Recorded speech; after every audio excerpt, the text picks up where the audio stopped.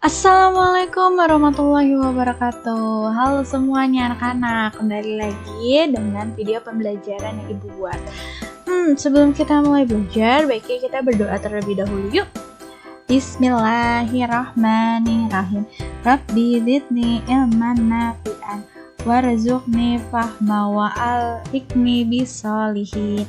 Amin ya rabbal alamin. Semoga kalian selalu dalam keadaan sehat dan wa'alfiat serta dalam lindungan Allah Subhanahu wa taala. Oke, kita mulai belajar. Untuk kali ini kita akan membahas tema 3, subtema yang pertama, pembelajaran yang keempat. Nah, pada pekan lalu dan kemarin kita sudah membahas pembelajaran ke-1, ke-2, dan ke-3. Sebelum kita ke pembelajaran yang keempat, kita review sebentar nih. Nah, bahan pembentuk benda itu banyak. Kemarin kita sudah belajar tentang bahan kayu dan bahan kertas. Nah, bahan kayu ini dia berasal dari tumbuhan. Kayu bersifatnya kuat dan tidak mudah patah. Namun, kayu mudah terbakar dan rusak oleh air. Jenis tumbuhan yang dimanfaatkannya itu ada jati, mahoni, kamper, meranti. Nah, itu dia bahan pembentuk benda dari bahannya kayu. Nah, sekarang kita membahas bahan kertas. Kertas juga berasal dari tumbuhan yang diambil seratnya. Bahan bakunya dari kayu. Kertas bersifat ringan, namun dia mudah robek, cepat basah, dan mudah terbakar. Nah, jenis kertas diantaranya itu seperti kertas buram, tisu, karton, dan HVS. Nah, ini dia bahan pembentuk benda, yaitu kayu dan kertas pada kemarin yang kita pelajari. Nah, kalau yang sekarang kita akan belajar tentang, coba kalian lihat nih, perhatikan benda-benda yang di rumah kalian atau di rumah kamu. Kalau kalian sudah perhatikan, coba sekarang kalian sebutkan benda-benda yang terbuat dari plastik apa aja. Yaps, benar. Pasti yang terbuat dari plastik itu nggak jauh dari ember, gayung, pengki, dan payung. Nah, ini dia semua yang terbuat dari plastik. Mengapa benda tersebut terbuat dari plastik?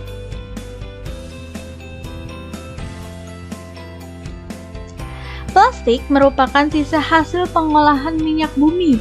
Ada banyak benda yang terbuat dari plastik di sekitar kita, seperti peralatan makan, yaitu piring dan gelas, peralatan mandi, ember dan gayung, tempat sampah, botol minum, jas hujan, dan kantong plastik. Sama seperti bahan lainnya, plastik juga memiliki kekurangan dan kelebihan. Apa ya kelebihan dan kekurangan plastik? Oke, kelebihan dan kekurangan plastik. Yang pertama itu kita membahas tentang kelebihan, yaitu ada ringan. Lalu dia mudah dibentuk, tidak mudah pecah, tidak menghantarkan panas dan listrik, tidak menyerap air, dan tahan lama. Lalu kekurangannya sulit membusuk dan mudah terbakar. Nah, ini dia contoh-contoh atau dari bahan-bahan yang menggunakan plastik. Plastik memberikan banyak manfaat, akan tetapi plastik juga dapat menimbulkan masalah. Plastik membutuhkan waktu yang lama untuk terurai secara alami, sekitar puluhan bahkan ratusan tahun. Nah, perhatikan nih tabel berikut, coba bandingkan waktu yang dibutuhkan plastik untuk terurai secara alami. Ada benda, kertas, dia 2-5 bulan, kardus 5 bulan, kulit jeruk 6 bulan, puntung rokok 10 tahun, kulit sepatu 25-40 tahun, plastik atau sejenis bungkus deterjen 50-80 tahun, plastik 50-100 tahun. Wow, plastik itu kisaran dari 50-100 tahun, cukup lama ya.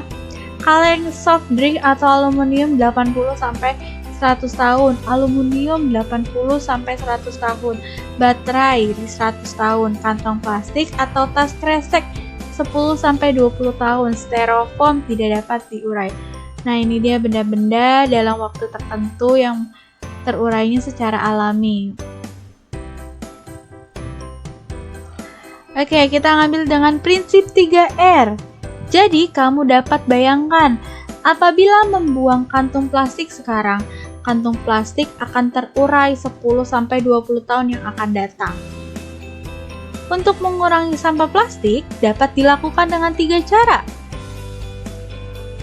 Cara tersebut yaitu reduce, mengurangi, reuse, menggunakan kembali, dan recycle, mendaur ulang. Nah, ini dia 3R. Reuse, reduce, recycle. Oke, kita akan membahas satu-satu dari reduce, reuse, dan recycle. Kita membahas dari reduce dulu.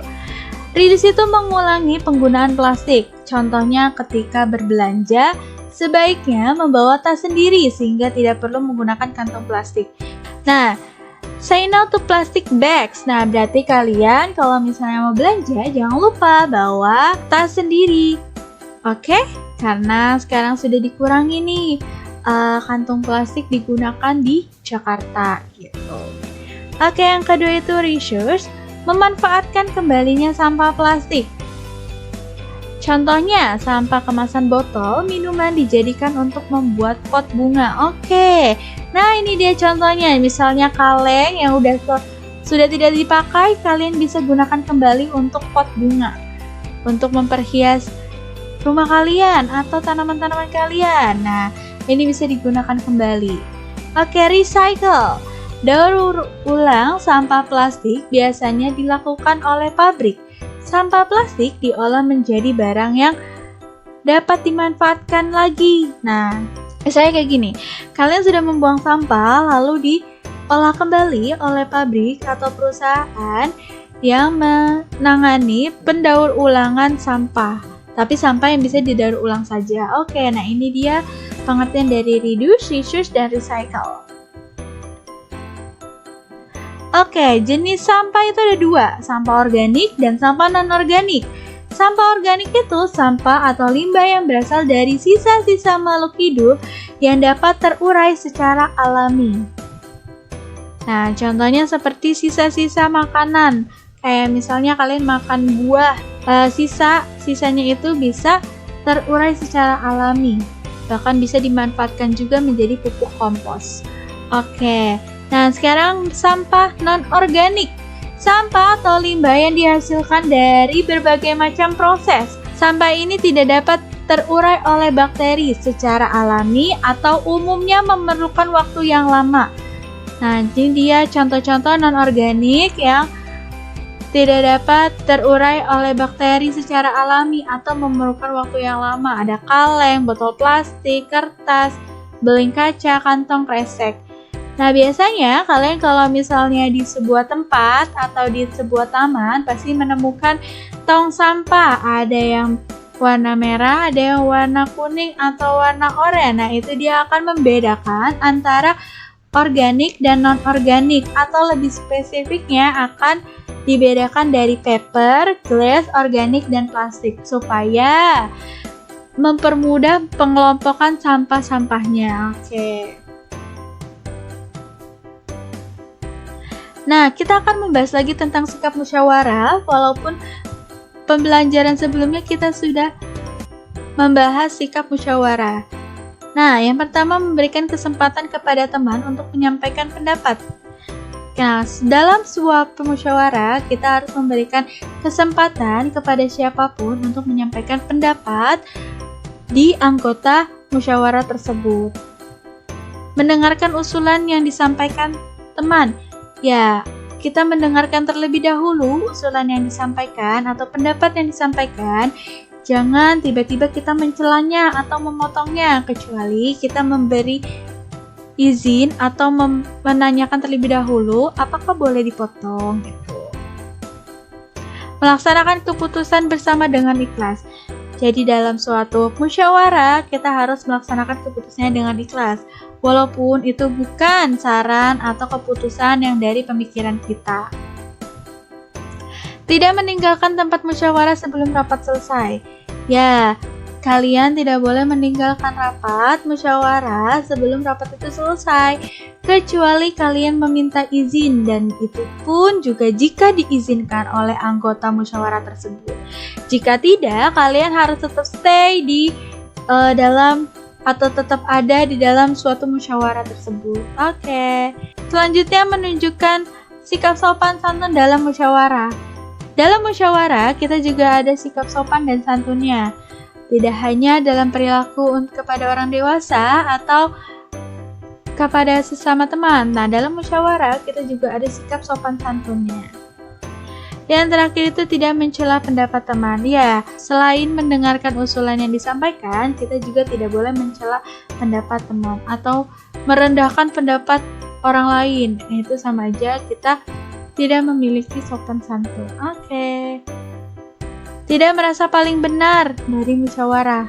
Dalam musyawarah atau dalam hidup, janganlah kalian merasa paling benar. Kalian harus rendah hati dan harus menghargai pendapat orang lain. Begitu. Nah, ini dia sikap musyawarah, sikap baiknya musyawarah. Kalian bisa menerapkannya jika kalian dalam sebuah musyawarah atau kelompok atau musyawarah di keluarga, di sekolah atau lingkungan kalian. Oke. Nah, cukup sekian penjelasan pembelajaran kali ini dari Ibu. Sekiranya mohon maaf jika ada penyampaian atau kalimat yang kurang berkenan, mohon dimaafkan. Terima kasih. Wassalamualaikum warahmatullahi wabarakatuh.